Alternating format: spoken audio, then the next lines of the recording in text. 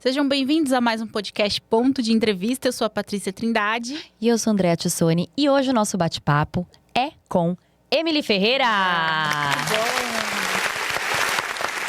Empreendedora. Ela tem um escritório de designer de interiores, não é isso?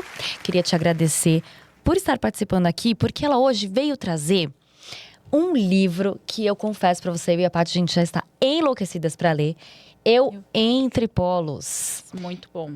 Muito bom, e a gente vai falar um pouquinho sobre esse livro e sobre a vida dela. Emily, muito obrigada pela sua participação aqui no nosso podcast. Eu que agradeço.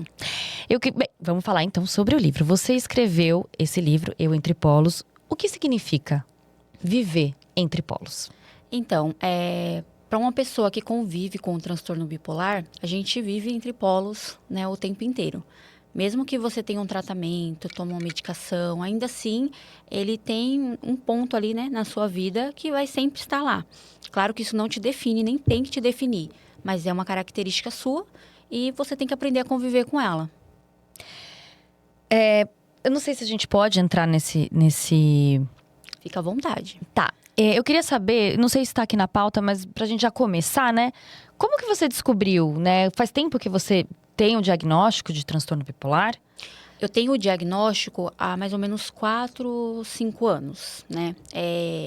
Foi a única vez que eu tive a depressão bipolar em um estado crítico, né? Então, nesse estado, a gente passou por uma falência, né, de uma empresa que nós tínhamos. E isso para mim foi chocante, principalmente por eu estar lidando com as consequências de algo que não estava no meu controle, né? Então, a partir do momento que a empresa não vai te fornecer mais aquele produto, você faz o quê? Entra em desespero, né? E aí a bipolaridade, ela gritou de uma forma mais alta. Aí foi quando eu entrei mesmo no estado de depressão mais aguda, né? Nunca havia acontecido. A gente tem esses polos, eu sou tipo 2, então eu não tenho o de mania muito alucinante, sabe? Aquela coisa de ficar louco mesmo. Não tenho. Mas a depressão, se não tomar cuidado, você decai. E dessa vez aconteceu. Então, foi nesse ponto que eu precisei. Uma pessoa da família, né, falou: não, Emily, você precisa de tratamento porque eu acredito que você seja bipolar. Então, eu já fui, porque essa pessoa, ela é psicóloga, né? Eu já fui sabendo que poderia realmente ter alguma coisa. Não que eu acreditasse, porque pra mim, bipolaridade era aquilo que todo mundo pensa. Que a pessoa tá bem, daqui a pouco já não tá mais, tá feliz, daqui a pouco tá triste, né? Então, essa era a minha ideia de transtorno bipolar. E, na verdade, não é, né? Algo muito mais grave. E quando eu fui passar na psiquiatra, e depois de algumas sessões, realmente veio o diagnóstico, né? É uma coisa que realmente a gente fala muito, da boca pra fora, assim, né? Eu sou bipolar. Eu sou...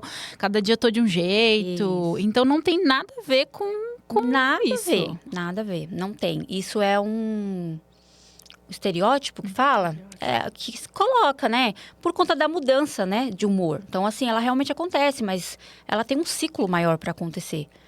Tem algumas pessoas que são bipolar, acho que é ciclotimia, que tem esse ciclo um pouco menor.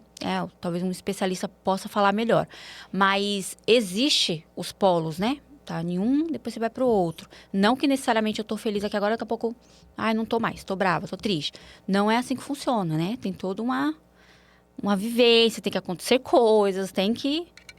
Não é do nada, Não por é do exemplo. nada, Porque não é? eu tenho uma cena muito específica de um filme que eu quero até... É da Anne Hathaway, que ela fala que ela tem esse diagnóstico. Que ela tava super animada pra Murder ser... Farm, né? E ela tava super arrumada pra se maquiando pra sair. De repente, vem um negócio que deixou ela totalmente down. E ela parou de fazer tudo que ela tava fazendo. E ela entrou num estado ali que parecia ser de depressão. Não sei se você já viu o trecho dessa. E eu vou colocar aqui no vídeo também pra vocês verem. Porque é uma cena muito forte. E passa uma sensação de que é realmente do nada que aquilo acontece. Essa alteração do nada, ela é real. O que não é normal, que é o estereótipo, por exemplo, eu tô aqui com a minha namorada, ela tá se divertindo, daqui a pouco ela fecha a cara. Ela não é bipolar, ela é mimada. Entendeu? Entendemos. Ela é mimada. Então, assim, ela fechou a cara, isso não significa que ela tem um transtorno bipolar. Agora, aquela cena dela é muito real. E eu vivenciei essa cena sem sem ter o diagnóstico. E depois, quando eu tive o diagnóstico, eu fui entender o que tinha acontecido. Na gestação do meu segundo filho, eu estava em hipomania. Eu não conseguia parar, eu não parava nunca. Eu dei aula de dança há muito tempo, então eu não dava mais aula, mas eu fazia aula de dança praticamente todos os dias e eu não parava. E tanto que num momento como esse, né, eu e a minha amiga grávida, olha que loucura, que engraçado. Eu e minha amiga grávida abrimos uma pastelaria. Uma de 8 meses e a outra de 7. Meu Deus. Que ideia genial. Mas assim, incrível, essa parte do bipolar, não sei todos, mas tudo que a gente se propõe a fazer, a gente faz muito bem feito. E a gente sempre tem retorno daquilo que a gente faz. Né? Então, bombou. Foi sensacional. Só que assim, não tinha condições de 2 gestantes, porque as 2 iam ganhar neném, e aí, o que ia acontecer, né? Mas não, essa parte a gente não pensa. Não vai ter dificuldades, vai dar tudo certo. Então, a gente abriu, eu trabalhei muito. E tanto que o meu filho nasceu no carro, né? De tão louca que foi essa minha... Não deu tempo de chegar no hospital, porque aquela movimentação, a gestação inteira. E aí, nós fomos, né? Ele nasceu, nós ficamos 1 semana por ele ter nascido no carro, então nós ficamos um pouco a mais. E eu lembro no dia que meu esposo foi buscar a gente, eu entrei no carro, ele fechou a porta do meu lado assim e foi colocar o Theo do outro lado. E eu sou fã de Harry Potter, né? Eu amo e eu faço essa analogia. É como se um dementador viesse na janela naquele momento e sugasse toda a minha felicidade dali. Tudo de bom que eu pudesse ter. Saísse naquele momento, pela janela do carro. Acabou. Meu mundo acabou ali. Eu entrei assim num estado de... Eu não quero estar aqui, eu não tô bem, o que tá acontecendo? Cheguei em casa, eu chorava. E aí eu pensei, eu puerpério, né? Sei lá, eu tô com a depressão pós-parto, algo do tipo. E aí depois, quando veio o diagnóstico, eu entendi que foi realmente essa mudança do ciclo, né? Foi o momento que ela aconteceu. Então eu saí ali de uma hipomania e caí em uma depressão. Então, você consegue sentir aquele momento. E quando isso acontece em outras vezes, é exatamente aquela cena. Você tá bem e é como se realmente um dementador chegasse e começasse a sugar. E você sente saindo de você e te dá um desespero. Você fala, não, agora não. Tipo, não, eu tenho coisas pra fazer, eu tenho que fazer isso, tenho que fazer aquilo. Tipo assim, pra ver se o seu cérebro, ele reage e não faz isso com você. Mas... a maioria das vezes não tem como. Aconteceu a mudança e você tem que aprender a lidar ali de novo. Nossa, eu também sou muito fã de Harry Potter. Então, quando você falou, é muito forte. Porque parece que tá realmente porque sugando. A sensação. É a sensação. É a sensação de que estão te tirando toda a alegria de viver. Estão tirando o que há de bom. Estão tirando suas possibilidades. Estão tirando tudo de você ali. Você tá sentindo sair, você não consegue se apegar àquilo. O que você precisou viver para entender que não precisava ser uma pessoa perfeita? Porque eu acredito que também muito dessas oscilações, não necessariamente das oscilações, mas, por exemplo, o fato de você ter ido à falência é uma sensação de frustração, de não conseguir, que gera um desconforto e uma sensação de que eu não fui perfeita, de certa forma. Sim. E é uma coisa muito difícil pra gente, né? Como ser humano, de uma forma geral. Ainda mais no mundo que a gente vive hoje. O que você precisou viver pra entender isso? Muitas coisas. A minha vida, assim, do meu nascimento, já daria outro livro. Mas, quando a gente passa por essas frustrações ou passa por essas coisas que nós vamos ser expostos, porque automaticamente você é exposto, né? Você vem de uma falência, você passa a dever todo mundo, você passa a não ter explicações, você passa a não conseguir resolver as suas coisas. Então, você não quer demonstrar essa vulnerabilidade para as pessoas. Então, essa necessidade de ser perfeito nem é tanto sobre nós, é sobre o outro. Como que o outro vai me ver? Como que o outro vai me julgar? Como que o outro vai me respeitar? Se eu sou vulnerável, se eu erro, se eu tenho dívida, se eu não paguei, se eu errei, se eu quebrei... como que a outra pessoa ela vai me olhar. Então, essa questão da perfeição, ela está baseada mais sobre o outro e não sobre você. Eu falo que eu sou privilegiada no sentido de ter uma mãe incrível. Minha mãe, ela é sensacional. Ela é uma mulher muito sábia. Então, eu sempre pude ser eu, né? Eu sempre pude ser eu. Então, isso sempre me ajudou muito a lidar com todas as situações, porque eu sou quem eu sou. o que você me conhece aqui é o que você vai me conhecer dentro de casa, é o que você vai me conhecer em qualquer lugar. Você gostando ou não, eu te dou o direito de você querer conviver comigo ou não, mas eu sou essa pessoa. Né? Claro, a cada dia amadurecendo, porque nós vivemos em sociedade, né? Não dá para eu sair por aí dizendo tudo que eu penso, fazendo tudo que eu quero. Mas nós somos pessoas no individual, então você tem o direito. Olha, a Emily, não confio. Então eu te dou o direito de não conviver comigo, porque eu não gostaria de conviver com uma pessoa que eu não confio. Essa é o meu julgamento, né, com relação a essa situação. Então, a minha mãe, ela sempre deixou eu ser quem eu sou. Eu sempre fui. É a minha forma de me vestir, né, a religião. Então, muito cedo, eu falei, mãe, eu não gosto de ir para a igreja com a senhora. Eles gritam, isso me incomoda, eu não gosto, Deus não é surdo, não precisa gritar. E minha mãe, não, tudo bem, mas você vai... Ela me respeita, mas dentro dos limites. Você não precisa ir comigo, mas você precisa buscar uma religião para você. No mundo você não pode ficar. Então, ok, temos um acordo. Então, eu consigo fazer algo. Então, eu sempre tive a minha mãe dessa forma, né? Que sempre me deixou ser. Então, minhas roupas eu sempre me vesti da forma como eu quis. Por exemplo, quando eu era pequena, era um crime você usar calça de moletom com sandália. Calça de moletom é tênis, não é com sandália. E eu tô pouco me lixando, porque você vai pensar, eu estou me sentindo bem com a minha calça de moletom, eu vou utilizá-la. Então, isso me ajudou muito e me ajuda a passar por todos esses processos. Porque por mais que você se sinta exposto, né, na situação, eu consigo trazer para mim novamente. Opa, né, eu sei quem eu sou. Então, para mim, isso é o que importa. Tanto que eu tenho uma cena, né, com a minha mãe também. Nós estávamos no carro e ela estava conversando com alguém. Eu, na adolescência, né, pré-adolescência. Aí, ele estava demorando, eu peguei, deitei assim, virei, fiquei deitada e deu a entender que eu estava dormindo. E elas conversando. E a minha mãe falou algo do tipo, tá vendo a Emily? Eu aceito ela. Ela é assim, eu aceito, porque estava falando sobre homossexualidade. Aí eu parei. Gente... Mas eu gosto de menina. E aquilo ficou na minha cabeça. Minha mãe super me aceitando. Porque eu sou muito, né? Tenho uma energia masculina meio fora do comum, às vezes. Eu fico, né? Oscilando entre as energias. E aí eu peguei e comecei a olhar ao meu redor. As minhas amigas na escola, eu olhava. Será? Aí ficava com aquele ponto de interrogação. Fiquei um tempão, eu não falei pra ninguém.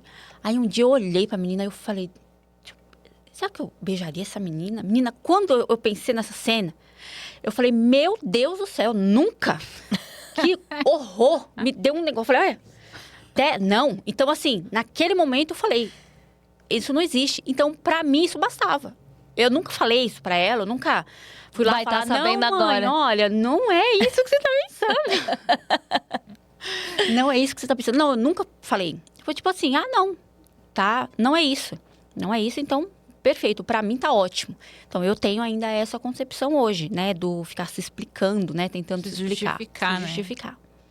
Eu achei incrível, porque, querendo ou não, a sua mãe, pô, uma querida. Uma querida. E em uma época, né? Que assim, eu sou... né, geração anos 90, e assim, ainda existe muito preconceito. Hoje a gente já tem muito mais liberdade, ainda tem preconceito, mas temos mais liberdade. Mas então assim, pros pais era muito difícil de lidar com essas situações, sabe? Então, parabéns pra ela. E ela é sensacional, ela nunca deu a entender que ela achava isso, sabe? Nunca tratou, nunca falou, nunca entrou, simplesmente, eu a amo, ela é minha filha, ela sempre vai ser minha filha e eu tô aqui porque ela precisar. Que fofa. Pensando, gente, mas... Que querida, que tem querida. Tem alguma coisa errada, acho que não. Isso é autoconfiança, né? Os pais são a base, né, da nossa criação, né? Exatamente. Nos darem essa autoconfiança. Essa sensação de que a gente pode ser quem a gente quiser. Sim.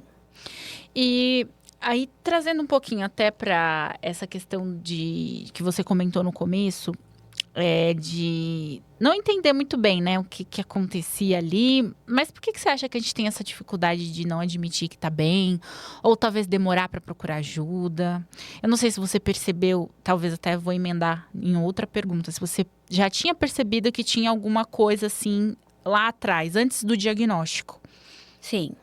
Então, primeiro a gente tem medo de pedir ajuda, porque na maioria das vezes as pessoas elas não se importam, né? Então, você quer essa importância, você quer que as pessoas se importem, mas as pessoas não se importam e tá tudo bem, porque às vezes eu sou a pessoa da outra pessoa que precisa que se importe e eu não tô me importando. Então, é um ciclo, né? Então, assim, olhar para o outro de uma forma mais gentil, de que realmente aquele problema faça sentido para você, faça diferença para você, é muito difícil. Então, a gente tem medo dessa rejeição, né? De você falar algo e a pessoa falar, ai, você tem que se esforçar mais, né? Você tem que melhorar. Né? A pessoa está com depressão e você fala, não, vamos levantar dessa cama, você tem que se ajudar. E não é bem assim, é a mesma coisa de você falar para um diabético, olha, vamos produzir aí o que seu corpo precisa produzir para você sarar. Chega de tanta... Entende? Não tem como. Uma pessoa que não tem uma perna, você falar, vamos ajudar para o seu corpo construir uma perna nova, você tem que se movimentar. É a mesma coisa. A química ali do seu cérebro, ela está irregular, não é algo que você inventou. Alguma coisa não está normal. Então, a gente tem medo dessa rejeição. Como eu vou ser olhada? O olhar do outro importa muito mais pra gente do que o que nós mesmos pensamos sobre nós. O que eu penso sobre mim não tem tanta importância quanto o que o outro pensa. E é aí que começam os problemas. É aí que tudo vira uma bagunça. A gente olha a vida do outro perfeita nas redes sociais e acha que a nossa tem que ser também. É por isso que hoje muitos conteúdos mais consumidos são da vida real. Porque você se identifica, você fala, gente, eu não tô sozinho no mundo. Tem mais pessoas que vivem uma realidade como a minha, né, que pagam contas como eu, que tem muitos boletos, né, não só aqueles que estão ostentando o tempo inteiro, não que isso seja errado. Se a pessoa chegou onde ela chegou, perfeito. Quero eu estar lá também, para poder curtir e aproveitar tudo que o dinheiro puder me proporcionar. Mas essa não é uma realidade de todos. Né? Então, no perceber que tinha algo errado, é que assim, a gente tem a questão, tem o transtorno e tem a personalidade. Né? A doutora Sejana, magnífica, minha psiquiatra, ela é incrível, doutora Sejana Muniz. Eu acho que o senhor sabia exatamente quem ele tinha que colocar na minha vida no momento que ele colocou. E era essa profissional. Porque eu sou muito chata, os profissionais têm muita dificuldade de lidar comigo. Eu não tenho paciência para terapia, sabe? Essas coisas. E ela já tinha um tato mais diferenciado para lidar comigo, né? Então, ela conseguiu me fazer com que eu entendesse onde acabava a minha personalidade e começava o transtorno. Porque não dá também para eu jogar tudo na conta do transtorno e querer usar remédios como muleta, né? E viver sempre dopado, sempre aumentando dose, aumentando dose, aumentando dose. Então, até onde vai a sua personalidade? E aí é onde começa o transtorno. Então, eu tive essa dificuldade de entender ou de achar, de perceber que algo estava errado mesmo, porque eu sempre achava que era a minha personalidade. Ah, é a minha personalidade. Eu sou assim. Ah, eu sou desse jeito. Então, uma parte é a minha personalidade, a outra parte é o transtorno. É uma linha muito tênue para você. Muito tênue. Tem muita autoconsciência, né? Autodescoberta, né? Isso. Deve ser difícil, né? Sim, eu consigo hoje olhar e falar, opa, isso é o transtorno, isso é a minha personalidade, o que é isso? O que está acontecendo? Aí, manter o controle ali. Quando você descobriu, foi diagnosticada, como que as pessoas, né, ao seu redor reagiram? Você conseguia se abrir naqueles momentos em que você não estava bem? Ou as pessoas ainda te julgavam, mesmo com esse diagnóstico, né? O diagnóstico, ele veio bem durante essa loucura da falência. Então, veio junto, tipo assim, e no período da depressão, né? Se fosse pelo menos na hipomania, você tá até melhorzinho ali, né? Mas como ninguém procura psiquiatra enquanto está na hipomania, só procura na depressão, então seria um pouco difícil esse cenário ser diferente, né? Então, a gente estava muito isolado. Eu estava muito isolada. Então, na verdade, eu tinha mais ali meu esposo, meus filhos e a minha psiquiatra. E um casal de amigos, né, que foram morar lá, moravam próximos a gente, e eles acabaram acompanhando. Então, a gente acabava falando um pouco mais, mas era tudo novo até pra mim. Tipo, como que eu preciso entender o que é isso, né? Eu preciso aprender a lidar com isso. Quando a doutora Sejana, ela me deu o diagnóstico, quando ela falou, era como se o meu mundo tivesse desabado, sabe? Tanto que eu só abaixei, chorava, e ela entrou em desespero, porque era online. E ela em desespero, Emily, tipo, fala comigo, né? Não me deixa, porque eu estava sozinha em casa, né?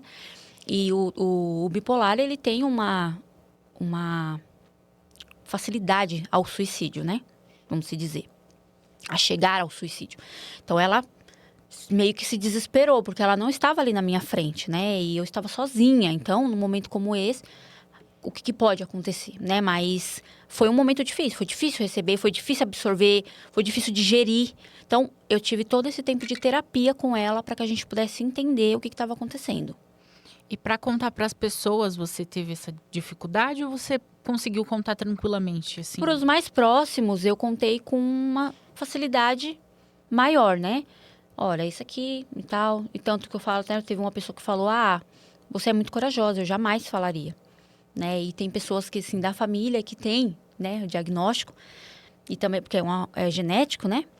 Eu não sabia. É genético. Claro que algo acontece para que... Um gatilho que... Isso, deu estalo em algum momento. Mas a predisposição genética, ela é... Bipolaridade é fator genético, né? Então, tem casos, né, na família. Não sou a única. E foi mais fácil para eu falar, tipo, né? E por eu ser muito transparente, muito aberta, a partir do momento que eu falei, não, pronto, agora eu vou... Tanto foi quando eu comecei a escrever o livro. Eu falei, agora é isso aqui. É quem eu sou. Não muda quem eu era, porque, na verdade, a primeira coisa que eu pensei quando eu tive o diagnóstico foi, eu sou uma fraude. O que eu sou não existe. Eu performo na frente das pessoas, né? Eu finjo ser uma pessoa que eu não sou. Devo ser mau caráter, eu comecei a pensar um monte de coisa. Eu não presto, sou uma pessoa ruim. Então, eu pensei diversas coisas. Então, passaram muitas coisas pela minha cabeça. E aí, nesse processo, eu fui começando a entender que não, opa, você é você ainda, seus pensamentos continuam sendo você. E aí, eu fui me ajustando ao diagnóstico, né? Eu tô aqui pensando em tudo que você tá trazendo pra gente. É muito forte, porque como a gente falou no início da gravação, né? As pessoas têm uma ideia completamente diferente, né? E é muito difícil você olhar... Eu ouvi alguém falando assim pra mim uma vez. Nossa, pra quem tá com depressão, você tá procurando muita confusão, viu? Eu ouvi alguém dizer isso, né? Então, a depressão, ela é muito perigosa. E se você tem uma pessoa que tem um transtorno, né? Igual ao que nós temos, né? Quem tem bipolar tipo 1 ou tipo 2, é muito simples pra gente falar, não aguento mais e eu vou findar com a minha vida. Não é algo que, assim, eu vou tentar. Eu não vou tentar, eu vou fazer. O bipolar, ele não tenta. Não tem aquela coisa assim, eu vou chamar atenção para alguém me ajudar. Porque às vezes a pessoa vai lá, né, cortou os pulsos, opa, voltou os olhares e alguém me socorre, me ajuda, tô precisando de ajuda. O bipolar, não. Ele vai fazer. Então, tanto que no auge da depressão, quando o negócio chegou assim, estrondoso, eu falo que é no momento que você precisa que alguém te salve de você mesmo. Quando você chega no auge da depressão, você precisa que alguém te salve de você mesmo. Porque você vai falar, nossa, mas não pensou nos seus filhos? Não, porque se eu pensasse, não faria. Posso ter pensado, mas você perde a capacidade de raciocinar. Você pensa, mas você não raciocina. Então, eu peguei uma fixação na linha do trem, porque eu tinha certeza que não ia dar erro. Não, se eu me jogar na frente da linha do trem, eu não tem como dar erro. Então, essa era meu foco. Meu foco era ali. E aí, eu lembro que depois de um tempo, aconteceu de uma moça se jogar, né, na linha do trem e ser atropelada, uma advogada. E eu vi o vídeo, né, enquanto ela se jogava. E depois tem um outro vídeo das partes dela, em que as pessoas estavam filmando, tal. Aquela cena, assim, que deveria ser horrorosa. Mas pra mim, no momento, eu consegui olhar só assim. Gente, acabou. Acabou. Ela descansou, o sofrimento dela foi. E a cena era pavorosa. A cena era horrível, era uma cena de filme de terror. E eu olhava pra ela e eu pensava, ela acabou. O sofrimento dela acabou. Então, não é uma depressão comum. Não é uma coisa que seja discutível. É algo que você pensa, é isso aqui que eu quero pra minha vida. Acabar dessa forma. Porque aí vai acabar. Não vou ter que passar mais por nada do que eu tô passando. E aí, às vezes, a gente pensa, é fraqueza. Não, é um distúrbio mental mesmo, não é fraqueza. Você acredita que por exemplo, as pessoas falando assim, você tá procurando muita confusão pra quem tá com depressão. Acredita que esse tipo de comentário e outras pejorativas podem, inclusive, estimular que a pessoa fique pior e queira fazer algo? Então, eu não acredito que, no meu caso, né? Vou falar pela minha experiência, que induza a querer fazer algo. A pessoa falou isso pra mim, eu vou lá e vou fazer. Não, era um acúmulo de coisas muito grandes. Essa pode ser mais uma pedrinha ali, mas não o suficiente pra, né, empurrar ladeira abaixo. Mas isso faz, por exemplo, com que você pense que porque você está passando por esses problemas, você não possa se defender. Você não tem o direito de ser respeitado, né? Nossa, eu estou passando aqui por um período de falência, a credibilidade vai embora, né? As pessoas passam a não te respeitar e ainda por cima você entra num estado de depressão e você não pode nem se defender porque você não tem moral para se defender. E passando por uma situação como essa. Então, ajuda nesse processo de você se recolher, né? Mas não que seja, no meu caso, algo que falasse assim, não, eu vou fazer porque fulano falou isso. Não. É um conjunto muito grande, foram muitas coisas. E uma pergunta que eu queria te fazer antes da gente voltar para a pauta rapidamente é como que você conseguiu sair desse estado depressivo com uma certeza de que talvez você quisesse finalizar, né? Findar com a sua vida. Como que foi para sair desse processo? Porque eu acho que isso é muito importante para quem está assistindo a gente e quem às vezes está passando por um processo de depressão e sabe o quanto é difícil sair ou tentar sair dela, né? Sim, é engraçado que fala sobre essa parte no livro e todo mundo que lê fala, Emily, por favor, você tinha que falar mais sobre isso lá. E eu fiquei curiosa, eu quero saber o resto, eu quero detalhes, né? Então, na verdade, no dia em que eu decidi, eu falei, não, é hoje, eu vou lá. Coloquei meus filhos para dormir, meu esposo estava em São Paulo, aqui a gente estava morando no interior. Coloquei eles para dormir, aí eu já tinha todo para você ver que a gente não tá assim alienado, a gente pensa. A gente só não raciocina, mas a gente pensa. Falei, olha, vou avisar minha vizinha que eles estão aqui, vou ligar, mandar mensagem para meus amigos, eles vêm para cá. Enquanto eles vêm, eu vou. Então eles não vão saber, meus filhos não vão ficar sozinhos e vai dar tudo certo. E aí, quando eu saí do banheiro, tinha tomado banho, tudo, eu fui pegar o celular para mandar mensagem, era meia-noite, eu fui pegar o celular para mandar mensagem para meus amigos. Vem para cá agora. E, ia sair e deixar avisado na portaria. Na hora que eu fui baixar para procurar eles, eu vi a doutora Sejana, que é a minha psiquiatra. Meia-noite, tá dormindo, né? Que o psiquiatra vai responder aleatoriamente, né? E eu mandei só, oi. Na hora que eu mandei oi, ela respondeu na sequência. Oi, o que tá acontecendo? O que foi? O que é? Fala comigo. E aí eu comecei a mandar, ela falou, aí você precisa de alguém que salve de você mesmo. Porque você vai seguir o que a pessoa mandar você fazer. Abre o seu guarda-roupa, pega o seu remédio de emergência, que ela já tinha me deixado um remédio de emergência, tome, deita e dorme. Aí eu simplesmente peguei, tomei, deitei e dormi. E apaguei. Então, realmente o Senhor, né? E ela, porque eu tava, assim, sem raciocínio. Era só o pensamento, porque era aquele pensamento pra mim, era o que ia resolver a minha situação. Eu preciso resolver essa situação. Então, não estou prestando pra nada, meus filhos não estão seguros na minha mão, porque eu não tive a capacidade de deixar eles estabilizados financeiramente. Então, pra mim já deu. Eles vão ficar melhor sem mim. E aí, quando ela entrou, opa, é isso. Não adiantava ela falar, não ia adiantar ela ficar conversando. Ela sabia exatamente o que ela tinha que fazer. Ela pegou, deu o remédio, mandou tomar e eu tomei e dormi. E aí, amanhã é outro dia. Foi outro dia. É bem forte. Nossa. E você no outro dia... Ai, desculpa. Não, vamos entrar. Não, eu tô vocês super podem interessada. ficar à vontade, pode de perguntar. estar entrando nesse tema, mas é porque é muito forte isso Hoje que eu tá não tenho contando. dificuldade para falar sobre isso. Hoje eu falo com...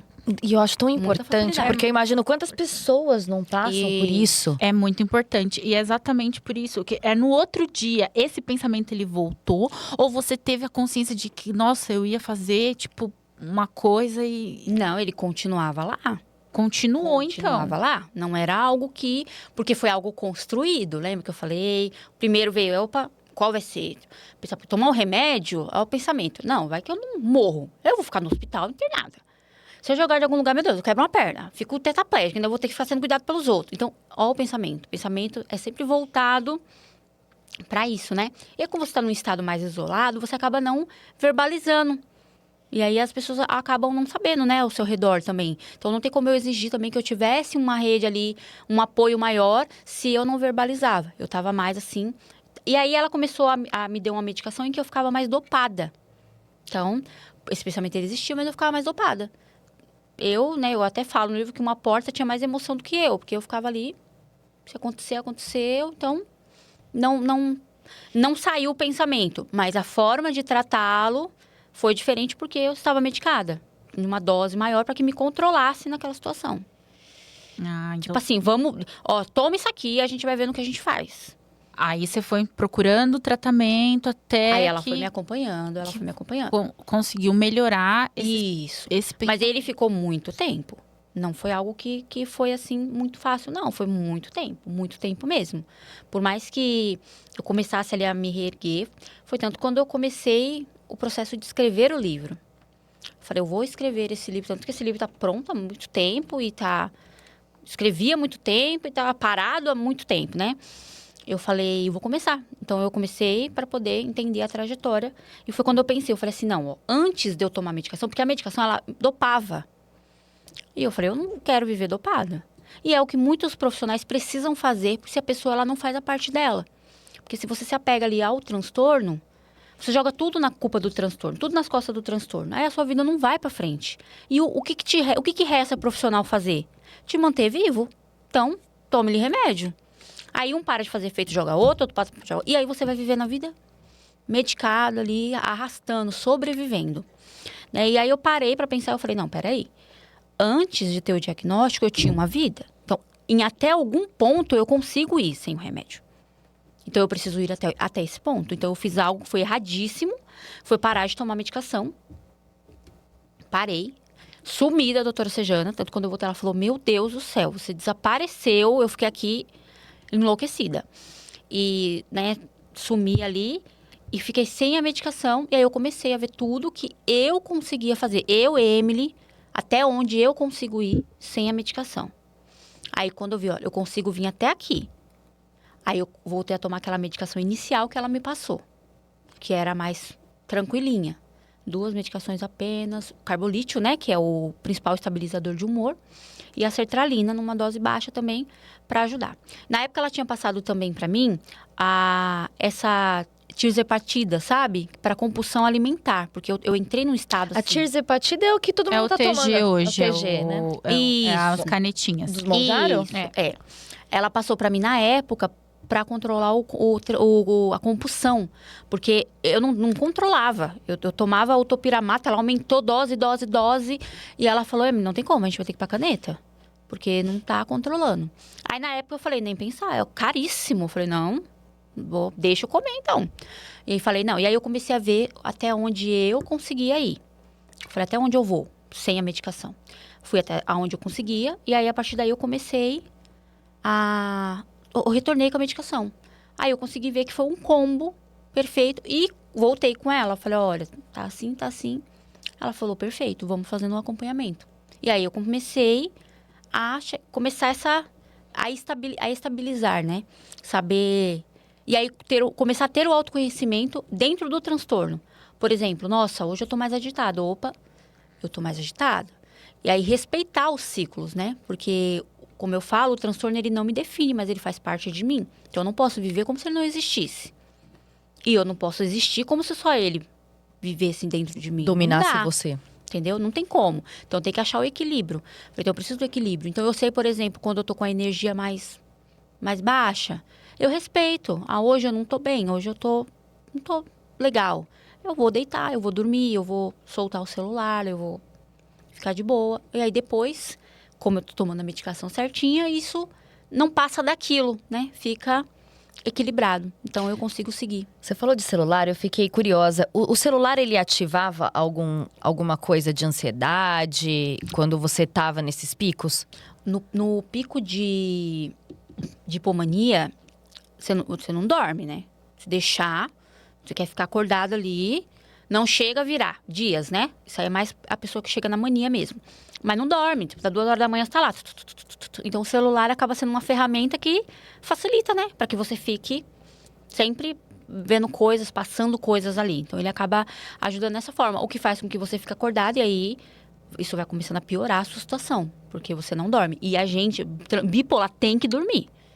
Não tenha opção. Vai dormir, porque se não dormir, não se alimentar bem, não tem quem consiga, não tem quem dê conta.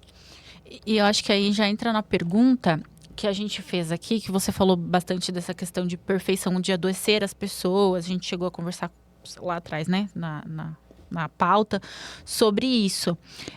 Você chegou a se a se comparar, talvez, ou a imaginar que a vida de todo mundo era perfeita? Teve alguma situação, assim, que você possa trazer pra gente? Assim, pensar que a vida dos outros era perfeita e a minha não porque eu sempre tive essa consciência, né? De que o que a gente mostra o que a gente quer. Então, o que eu tô vendo ali, eu tô vendo o que eu quero ver, né? E não que a pessoa esteja mentindo, mas também não é tudo aquilo, sempre. Né? Então, eu não posso olhar aquilo como se sempre fosse daquela forma. Então, essa questão da perfeição, ela nunca foi um problema pra mim. Eu acho que sempre foi mais sobre eu me frustrar, sabe? Tipo assim, eu falhar comigo mesma.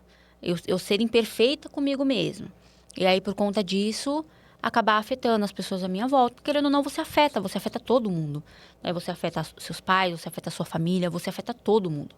Então, isso acabava me incomodando mais do que essa questão mesmo da perfeição. Entendeu? Então, e por isso que isso me ajudou muito, né? Porque se eu tivesse essa questão da perfeição, ia piorar demais, porque você vai ver a vida das pessoas à sua volta e você fala, não, só eu que não... Só eu que tenho problema, Não dei só eu certo, que, sei lá, só eu que não tô bem, né? Só eu que não dei certo.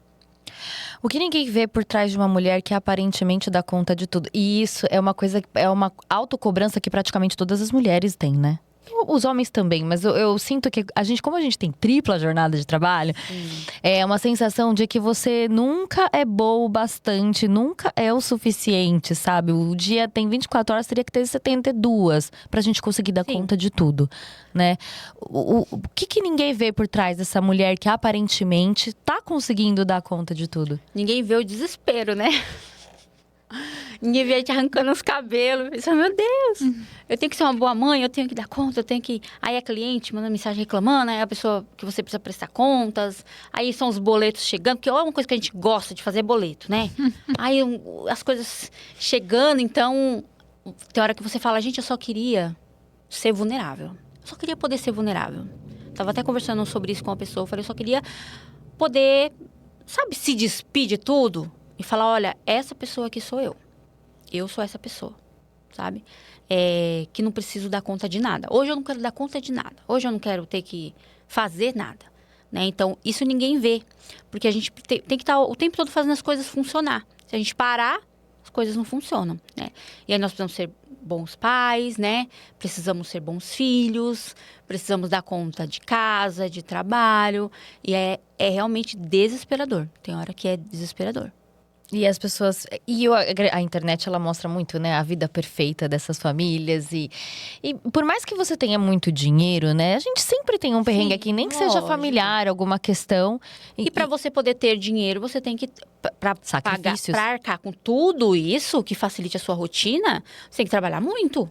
Né, para conseguir ter alguém ali para poder fazer as coisas para você, cuidar dos seus filhos, limpar a casa, você tem que pagar essas pessoas. Para pagar essas pessoas, você tem que trabalhar. Seja o que for, o influenciador que for, ele tem que fazer alguma coisa. Que seja pegar o celular, gravar vídeos, arrumar conteúdo, tem que fazer alguma coisa. Então, a gente sempre tem que fazer alguma coisa. Sempre tem. Basta saber onde que eu vou aplicar aquilo que eu tô fazendo, né? Então, não, eu prefiro eu mesmo fazer minhas coisas. Ok, você vai trabalhar mesmo, mas você vai ter uma carga aqui. Não, eu prefiro pagar todo mundo para fazer. Você não vai ter essa carga aqui, mas vai ter que trabalhar mais para poder pagar. Então, não adianta correr de um lado ou de outro. Vai pesar de um lado. Não vai ter jeito. Qual foi o maior, digamos, não sei se a gente pode usar essa palavra, mas um tombo que você acha que você tomou, assim, da vida? Ou alguma coisa que te aconteceu que te chateou muito, que te entristeceu muito, mas que te ensinou muito também? Sim. Eu acho que a gente passa por processos na vida para aprender algumas coisas que não tem nada a ver com aquele processo. Né? Então, a gente passou por esse período, que eu acho que foi o mais difícil de toda a nossa vida, foi esse período. E ele serviu para mostrar muitas coisas sobre as relações humanas, né? Sobre as nossas relações familiares, o que a gente espera, o que a gente pode esperar da outra pessoa ou não, o que a gente deve esperar da outra pessoa ou não. E isso me ensinou que as expectativas, elas estão na gente, né? Não está na pessoa. Quem deposita as expectativas somos nós. Então, assim... tem uma frase do Menestrel, de William Shakespeare, que ele fala, não importa o quão boa seja uma pessoa, ela vai feri-lo de vez em quando e você precisa perdoá-la por isso. Então, não importa o que a pessoa fez. Em algum momento, a pessoa mais perfeita, ela vai te magoar. E você vai precisar perdoá-la por isso. Então, respeitar o seu processo de aprendizagem para entender essas situações, né? E chegar no momento de você falar, pronto, eu aprendi. Se a pessoa continua pensando a mesma coisa ou se importando menos, é um problema dela. Então, o que eu aprendi na vida é que tudo é sobre mim. Se alguém falar para mim, seu cabelo é vermelho. Meu cabelo é vermelho? Não, então eu não tenho que me incomodar. E se meu cabelo fosse vermelho? É vermelho, então eu também não tenho que me incomodar. Então, não existe motivos para eu me incomodar com o outro. Eu tenho que me incomodar se eu quiser. Comigo mesmo. Então, você tá falando que meu cabelo é vermelho, meu cabelo é preto. Você não tá vendo que é preto? A pessoa tá vendo, Então, assim, esse embate, a gente só vai fazer se eu quiser. Se eu quiser, eu vou ter um embate. Se eu já acordei virado, eu quero discutir com você, eu vou discutir com você.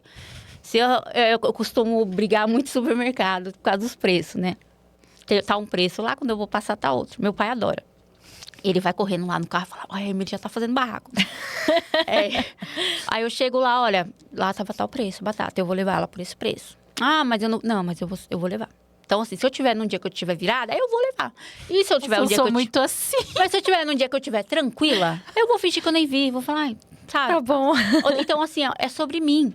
Entende? O As que eu vou brigas querer, que você escolhe. eu escolhi muito. brigar. Tem dia que eu tô virada e que se eu quiser, eu vou sim. Eu vou, eu vou entendeu? É isso. Vai infernizar a vida do caixa, entendeu? Chama o gerente, vai chamar todo mundo. Vamos chamar a polícia, vamos ficar aqui a tarde toda. E nós vamos brigar. E tem vezes que eu vou olhar e não vai precisar nem iniciar a briga, que eu vou falar, não quero. E eu vou me embora. Então, às vezes eu escolho brigar e às vezes eu escolho não brigar, né? E uma coisa interessante é que as pessoas que convivem comigo desde sempre sabem disso. Então, isso é uma característica da minha personalidade, não é do transtorno. É uma característica da minha personalidade. Então, não é falar, é bipolar. Não, eu sou bipolar, mas eu consigo escolher se eu quero brigar ou se eu não quero brigar. Eu não posso jogar na conta do transtorno, né? Porque fica fácil, né? Eu acho legal você falar isso, porque às vezes as pessoas... Tem alguns influenciadores, enfim, que falam que são, né? Que são bipolar e estão sempre em briga. E aí você associa isso ao transtorno. Ah lá, é bipolar, tá sempre tretando, tá sempre arrumando uma confusão. E aí outras pessoas falam, né? Ah lá, tá sempre brigando porque é bipolar. Não tem nada a ver, então. É isso aí. Tem a ver também, tá? Depende do quanto o transtorno ocupa nesse espaço, né? Eu falo pra você porque, assim, hoje vocês estão vendo a minha vida de uma forma mais leve, né? Por conta de todo esse meu histórico, a minha mãe me dá... Então, eu consigo ter essa consciência de mim, eu consigo saber quem eu sou. Mas se você for pegar pessoas com transtorno bipolar, que saia pra noite e transa com 20, 30 pessoas de uma vez, engravida e não sabe quem é o pai, pega uma doença, faz a mochila, tem gente que faz uma mochila e vai embora do país, vou mudar de país, vou vir... Você fala, não é possível. E é o transtorno, não é a pessoa. Então, a pessoa faz esse tipo de coisa... Porque tem a impulsividade? Tá em mania. Você tem que apagar a pessoa. Assim, botar pra dormir, você tem que internar pra poder... Porque né? ela não tem o autoconhecimento pra poder, né, ter a continuidade ali do tratamento. Bipolar e remédio é uma briga da vida. Bipolar não quer tomar medicação. Então, já começam os problemas aí. E um outro problema é que eu sempre falo, eu falo até lá, né, no livro. Começou a tomar uma medicação, começou a estabilizar, tô curado. Não, bipolaridade não tem cura, é tratamento. Você vai ser, a vida inteira você vai levar pra vida todinha. Aí a pessoa fala, não, eu tô curado, eu vou parar de tomar. E para de tomar. Não, eu já tô bem. Tá bem, meu amor, porque você tá tomando remédio? Vai tomar o remédio, continua tomando remédio, faz favor. Por que você acha que existe tanta resistência em tomar o remédio? Ele tem muitos efeitos colaterais? Não é pra, assim, efeitos colaterais, tem que ajustar a medicação se estiver, né, acontecendo. Mas como tudo na vida, tem os seus efeitos. Mas aí você tem que colocar na balança. Eu tô num carro, eu vou colocar o cinto de segurança. O cinto de segurança, ele incomoda. Você não quer ficar de cinto ali um tempo. Você vai ficar muito tempo, você tá com cinto, você quer tirar o cinto. Mas ele tá ali para te proteger. Você não sabe o momento da colisão. Você não sabe. O remédio ele é a mesma coisa, ele tá te protegendo. Se você tomar o remédio, você não sabe o momento da colisão. O momento que você vai precisar e o remédio não vai estar lá. Não bateu. E aí você vai entrar num estado de depressão, pode se suicidar, você vai entrar num estado de mania. Vai acabar com a sua vida e com a vida de todo mundo à sua volta. Então, precisa tomar medicação. Mas as pessoas têm muita resistência. Bipolar, a gente tem grupos de bipolar, eles têm muita resistência. Para de tomar. Não, vou parar porque... eu vi que esse remédio dá isso e aquilo. Pois não tomar, pode dar demência. O que você prefere? A cada vez que você tem uma mudança ali dos polos, seus neurônios são queimados. E você não tem reposição de neurônios. Então, vai chegar uma hora que a demência ela vai bater na porta.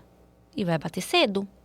Dependendo da quantidade que você oscila aí nessas coisas. Então, assim, é algo óbvio, mas que ainda é muito difícil para um bipolar aceitar. Até porque passa a medicação, ele não vê tanta diferença, porque ele não faz a outra parte, exercício físico, alimentação, dormir. É um conjunto. Então, tem pessoas que têm, não que seja, é mais leve o meu transtorno, não. Todos são o mesmo peso. Só que a forma como o tipo 1, ele acontece, a oscilação, ela é um pouco mais forte. Então, a pessoa tem que ter, para não entrar em psicose, tem um monte de coisas. Você tá ensinando a gente aqui. Super. Gente! Muito. Mas, posso? Pode, claro. Não, pode seguir. Que eu até tô aqui ainda absorvendo o que você falou. Porque tem muita coisa que a gente nem sabia. Eu tô louca pra ler o livro. É muita coisa que a gente não sabia. Mas fala pra gente como é possível, né? Ser mãe, esposa, empresária. Tudo isso entre polos e sem perder essa consciência que você tem. Porque, assim, você tem muita consciência, né, do que acontece. Eu achei isso incrível, assim, né? Porque realmente não deve ter sido fácil chegar a esse nível de consciência quando a gente tem alguma questão, difícil, né? Até a gente ansiosa, às vezes a gente fala, meu Deus, o que tá acontecendo? E eu não sei diferenciar se eu tô ansiosa ou se sou eu. Enfim. A gente não está ansiosa, a gente é ansiosa. A gente é ansiosa. Tipo isso. Tipo assim. Mas, enfim. Como que é ser mãe, ser empresária, ser esposa, entre polos? Ai, gente, é muito doido. É muito doido. Tem hora que eu acordo e eu falo, mais um dia. Vamos lá. Vamos lá que vai dar certo. Então, tem as crianças, eu só tenho meninos, né? Então, eu crio os meus filhos para serem homens que chegam e fazem e resolvam e se virem. Então, são crianças que, assim, meu filho tem 4 anos, ele acorda, ele pega os sucrilhos dele, põe no pote, pega o leite, põe no pote, ele come os sucrilhos dele, né? Os outros, a mesma coisa. Meus filhos, eles têm uma consciência também muito grande de tudo. O mais velho, eu achei até engraçado que a moça que estava limpando lá em casa falou, né, que aconteceu um episódio com um menino autista que bateu na filha dela, que é a professora, né, na escola e tal. E aí ele parou e falou assim pra ela, já pararam pra buscar o histórico dessa criança? Pra saber se ele não sofre abusos dentro de casa?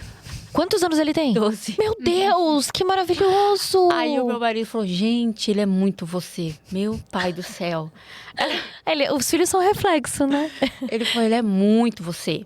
Então, assim, a gente cria eles para terem autonomia, para terem a noção da realidade, a noção do que a vida, né, traz. Eu gosto de uma série chamada... Unidade de Vítimas Especiais. Sim, eu adoro Law and Order. Isso, eu amo. Lei e Ordem, isso mesmo, eu amo. Aí, eles pararam na sala, tinha um menininho, né, morto assim na maca. Aí eu bem deixei, eles ficaram olhando. Aí eles, mãe, o que aconteceu com ele? Eu falei, ele tava andando na rua, o rapaz ofereceu bala, falou que ia mostrar o cachorrinho pra eles dentro do carro. Eles foi e o homem matou eles. Acabou, meu filho. Ninguém chega perto desses meninos na rua. Então, assim, eu falei... Aí o meu marido fala, mas como você faz isso com Eu as não julgo, crianças? porque eu faço igual. Como você faz isso com as crianças, Emily? Eu falei, traumatizado, porém vivo. Não sequestrado. Vai ficar traumatizado. Então, É a minha filosofia. eu tenho muito essa visão, assim, da realidade. Eu passo muito essa realidade pra eles. Aquele conto de fadas. Mas, assim, se você vê os meus filhos, eles andam fantasiados. Todo mundo fala, né? Os filhos da Emily, eles vivem fantasiados. Eles são Power Ranger, eles são Homem-Aranha, eles são o que eles quiserem ser. Então, eles vivem fantasiados, eles são coloridos. Então, a gente mescla muito essa questão do lúdico com a realidade, né? Pra nenhuma coisa não amargurar e também não achar que tudo são flores. Então, o meu mais velho, ele, tá andando na rua, ele olha para um lado, olha para o outro, ninguém, né, tá sempre ali. Então, com eles, eu tenho esse tato. Eles sabem que eu sou mais rígida. Meu marido já é o tipo que senta eles, fala que quando ele era criança era difícil para ir para escola, que ele não tinha isso, que, né, atravessava o Rio Vermelho para poder chegar na escola. Eu não, eu já sou mais, olha, você me respondeu, senta a mão na sua orelha. e você vai ver o meu lado descer. Então, comigo eles já, o buraco é mais embaixo. Mas, de contrapartida, também eles têm mais essa comunicação comigo, de vir, de contar. Mãe, aconteceu isso, falaram isso, fizeram isso, né? E a gente tem essa comunicação, uma comunicação muito boa. Então, nessa parte dos meus filhos, eu tenho essa facilidade, porque eles podem expressar as emoções dele, eles podem, né? Eles estão aprendendo palavras novas, às vezes falam um palavrão, alguma coisa. Eu não lido com aquilo como se fosse o fim do mundo, né? A gente ensina, olha, não é legal, né? Meus irmãos falam, minha família fala. Então, a gente entende que eles precisam aprender porque eles sabem que não deve fazer. Não porque eu fico falando e monitorando. Então, eles não falam, eles não fazem, porque automaticamente eles podem escolher. A gente dá a liberdade da escolha, né? Olha, você escolhe, claro, dentro daquele... De um certo limite. Isso, dentro daquele limite. Então, quanto à mãe, tá dando certo. No livro eu falo que se eu tivesse recebido o diagnóstico, antes de ter filhos, eu não teria tido filhos. Porque eu não condicionaria um ser humano a conviver comigo. Como uma pessoa que tem um transtorno bipolar. Eles menores, foi muito mais difícil, porque eu não tomava medicação, não era 100% estável, né? Então, aquela irritabilidade... Eu costumo falar que o bipolar tem um ódio que vem no nosso DNA. A gente tem uma raiva, uma coisa que precisa ser controlada. Porque senão entra naquela questão da briga. A gente vai estar ali quebrando tudo. Entendeu? Vou até contar, meu marido vai ter um treco. Uma situação Conta. que um cliente... A gente adora. A situação que uma cliente... ela fez um auê lá, uma situação. E aí, o meu marido fez a obra toda, finalizamos a obra dela. E ela não pagou. Porque ela falou, não, vou esperar você terminar a outra parte, quando fizer não sei o quê. Eu falei pra ela, eu fiz um dossiê com todas as notas, olha, foi tudo utilizado aqui. Então, você deve esse valor, que é o valor do banheiro, então você tem que pagar. E ela continuava girando como se aquilo ali não tivesse sido feito, como se eu não tivesse mostrado. Aí, isso é a minha personalidade começa, né, a dar aquela desestabilizada. E aí, chegou um momento que eu peguei e falei, juntou o transtorno com a minha... Eu falei, eu vou lá, com uma marreta, eu vou quebrar aquele banheiro inteiro. Eu falei, eu vou quebrar aquele banheiro inteirinho. Não vai sobrar nada dentro daquele. Não vai sobrar um azulejo. Pode chamar a polícia, pode fazer o que for. Ainda levo meu laudo. Aí eu peguei e falei pra Sejana, eu tô... isso aqui, pra ir lá e fazer isso. Ela falou, Emily... grande parte, você sabe que é a sua personalidade. E a parte é o transtorno. O que eu posso fazer é aumentar um pouco a dose. Você ficar calminha. Aumenta um pouco a dose. Mas aí você vai ter que controlar a sua personalidade. A gente, né? Porque os dois aí estão trabalhando junto. E uma das opções é você não passar nem na rua. Eu fiquei meses sem passar. Sem naquele bairro. Ela ficou meses sem te pagar? Eu já tinha ido lá com a marreta. Não, acabou. Eu não tenho... Você ficou meses sem passar em frente à casa dela? Morreu lá, na loja. Morreu lá, morreu a situação. Falei, morreu. Acabou aqui, sabe? Eu saí como errada? Deixa eu sair como errada, tudo bem. Morreu ali. Mas assim, eu passei meses sem voltar lá. Porque se eu fosse... Mas ela não pagou? Não pagou. E ela não pagou e vocês fizeram a obra pra ela? Fizeram o quê? A Fizeram obra. já tava tudo feito, e ela não pagou. Tinha que pagar ali. Caloteira! Ficou faltando essa parte. Mas aí, não, eu saí como errada. Porque a história que é contada é outra. Ninguém vê os bastidores ali, tudo que eu mandei. E aí, isso me irrita profundamente. Entre a minha personalidade, né? Então, me irrita bastante. Só que aí, tudo bem. Tipo assim, eu vou estar querendo a minha paz. Que nem fala, né? Eu vou estar querendo a minha paz. Mas essa... do profissionalismo, né? Voltando, eu tenho que ter essa, né? Esse jogo de cintura. Às vezes, as meninas estão resolvendo algumas coisas com o cliente, dependendo do cliente, o que o cliente fala. Filha, ele ativa. Uma coisinha que aí já é só no áudio. A Gabi, que trabalha comigo, ela fala, meu Deus. Emily. Eu falo, olha, vamos respeitar, porque, né, são profissionais, tá quase falando que a arquiteta é burra. Ela estudou pra isso, ela tá te falando, é porque dá. Então, já vem um pouco mais agressividade, né, mas aí a gente vai... Aquela alfinetada. Mas, né, um pouco mais ríspida. Mas aí a gente vai controlando, né, tipo assim, eu vou fazer o boletim de ocorrência, você faz desse lado que eu faço desse, porque a gente tá... Vamos fazer isso então? Então você faz o boletim aí, eu faço o boletim aqui, porque a equipe tá trabalhando, não tô entendendo. Tá tudo dentro do contrato.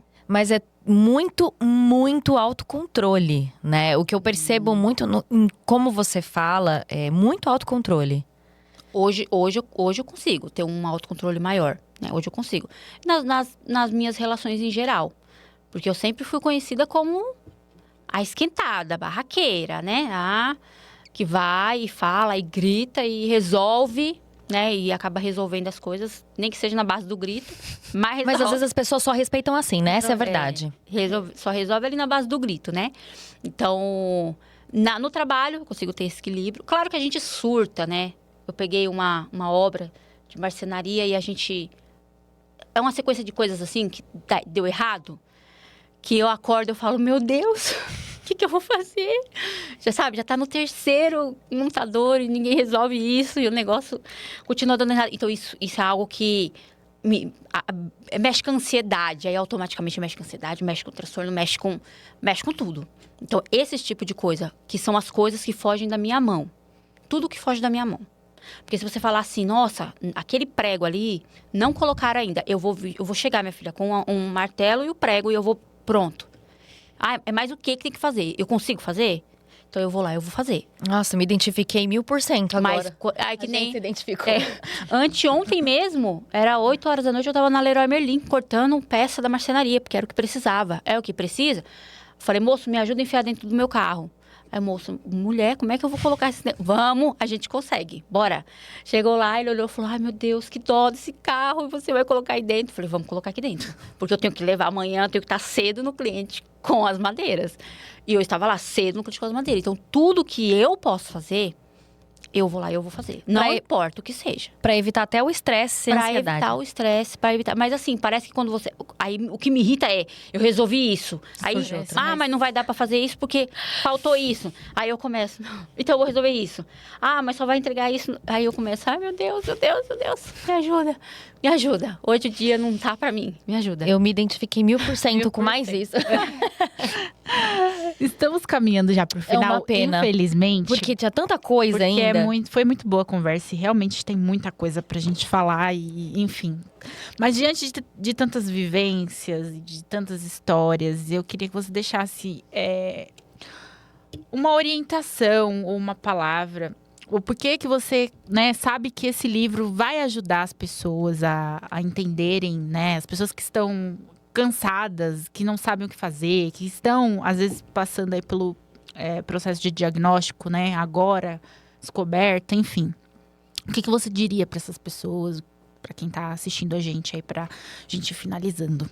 O livro, por mais que ele tenha sido escrito por uma pessoa bipolar, ele não gira em torno do transtorno bipolar, né? E sim das relações humanas, né? Daquilo que eu vivenciei e que as pessoas vivenciam. Então, quando você olha, você bate ali, você fala... Quantas máscaras eu não precisei utilizar, né? Em determinados momentos da minha vida. Quantas máscaras eu não precisei me esconder atrás delas. Precisei me camuflar. Então, a minha ideia é que as pessoas, elas leiam e elas entendam que a gente está nessa vida não é para sobreviver, é para viver. E que a vida, ela acontece no percurso. A gente não tem que esperar o final para saber o que deu. É no percurso. Nossa, eu não consigo viver porque eu tenho muita dívida para pagar. Mas então você vai precisar fazer o quê? Você vai precisar voltar a viver, conseguir ter condições de depois você voltar lá e resolver as suas pendências. Hoje, essa é a minha filosofia. Hoje vai chegar um momento em que tudo aquilo que ficou em aberto vai ser resolvido. Por mim. Eu preciso chegar e falar assim, pronto, essa foi a última pendência. Ela está resolvida. Então, de pouquinho em pouquinho, enquanto a vida vai acontecendo, enquanto eu vou fazendo a minha unha, vou cortando meu cabelo, vou trabalhando, vou passeando, eu vou resolvendo essas pendências que ficaram. Então, a vida, ela acontece no percurso, não no final. Não dá pra gente esperar resolver tudo pra viver. Não dá pra gente esperar conquistar tudo pra viver. A gente precisa viver agora. Então, esse livro é para que a pessoa olhe para ela e fale quem sou eu e o que eu quero fazer, o que eu quero viver, o que eu quero passar. Eu vou ficar só aqui dependendo que alguém olhe para mim, tenha dó, sinta pena porque eu tenho um transtorno? Ou eu vou tentar viver, eu vou tentar ser feliz, eu vou tentar conviver com as pessoas? A medicação, ela vai me ajudar? Ela vai me ajudar no quê? Mas eu quero essa ajuda? Porque às vezes a pessoa não quer, não quero. Eu gosto de viver assim, sendo coitado, né? Eu gosto de viver que as pessoas olhem pra mim, ai, tadinha, é doente. Então, tudo bem. É assim que você quer viver? Então, mas se não é assim que você quer viver, é hoje que a gente precisa começar. Eu preciso olhar e falar, não, eu consigo. Nossa, mas tá muito difícil. Sim, se fosse só difícil pra você, tava bom, a gente dava um jeito, mas tá difícil pra todo mundo. Então, meu filho, vamos levantar da cama e vamos fazer as coisas acontecerem. Entender que você não é a única pessoa a ter problemas. Os seus problemas só são diferentes dos outros. Assim como o meu pecado é diferente do seu, o meu problema também é diferente do seu. Né? Então, a gente tem problemas, eles precisam ser resolvidos, mas a gente também tem uma vida que precisa ser vivida. Principalmente para quem tem filhos, porque os filhos não são obrigados a pagar pelas escolhas ou pelas frustrações dos pais. Então, meus filhos, eles estão aí. A infância deles está passando. Você acha que eu vou deixar de curtir a infância deles porque eu tenho pendências para resolver? Eu tenho pendências e elas vão ser resolvidas. Mas enquanto isso, eu vou vivendo a infância dos meus filhos, eu vou viver na minha vida. Por quê? Porque se eu deixar de viver e eu cair de novo naquela situação e eu morrer, não vou resolver nunca. Meu filho. Se você não ia receber, agora você não vai receber mais. Entendeu? É Vai sobre receber. isso. Porque não tem mais eu aqui. Vai te sobrar lembranças. E aí a vida, ela é assim. As pessoas vão lá, vão chorar no seu velório, vão sofrer por um tempo. E a vida delas vão continuar. A vida delas tem que continuar, né? A sua também. É isso, gente. Maravilhosa. E, ai, estou muito ansiosa para ler o livro. Estamos. Emily, muito obrigada. Muito Ai, gente, eu que agradeço. Obrigada mesmo. Foi viu? uma lição pra Uma gente, honra. sabia? Foi uma honra. Foi muito legal. Muito obrigada por ter entrado em contato com a gente, né? Imagina.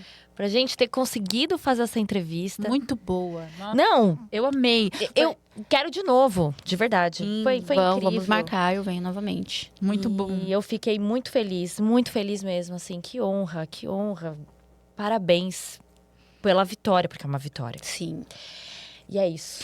É isso para vocês, né? Que a gente vai. Tem link, Emily, do livro? Ou vai ter ainda? A gente vai deixar. É, porque na verdade esse livro, como eu falei, né, ele tá com alguns erros. Então a gráfica, eles estão corrigindo e aí vai gerar um novo link com corrigido já. Então, quando a gente tiver o link, a gente deixa na descrição do vídeo. Isso. Para que vocês tenham acesso ao livro, porque, gente, só pelo que a Emily contou aqui, vocês já imaginam o que tem nesse livro. A gente tá ansiosa para ler também. Muito. E a gente quer agradecer muito, novamente, a sua participação. Foi Eu que maravilhoso.